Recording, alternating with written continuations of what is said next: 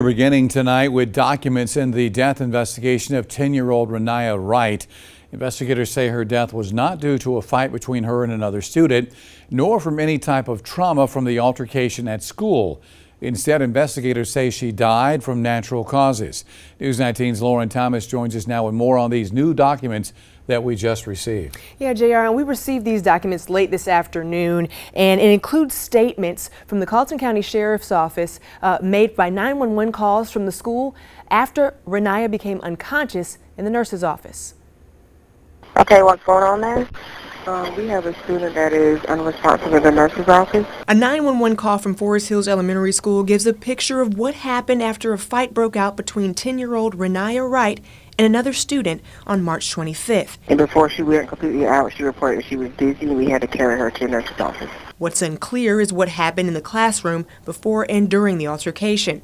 There were statements taken by the Colleton County Sheriff's Department from more than a dozen students who were in the room during the fight. Many gave a similar narrative that Raniya and the other student began picking on each other earlier in the day, both at lunch and PE. A student explained in a statement that they were both, quote, talking back and forth about each other's mamas, but their feud escalated when they came back in the classroom. Another student says that they were throwing paper at each other in the classroom. Then Raniya came and hit the other student in the back while walking towards the front of the class. The student continued their statement saying that the other student got up and got Raniya in a headlock and started to hit her. Raniya's head hit on a shelf. The substitute teacher who was in the class that day wrote in a statement saying, "These two students were arguing back and forth. I already told them I was taking their recess. When the situation occurred, I had my back turned. I saw the two students engaged in a fight behind my chair. I separated the two young ladies." They went on to say, "I don't know what made the two young ladies fight.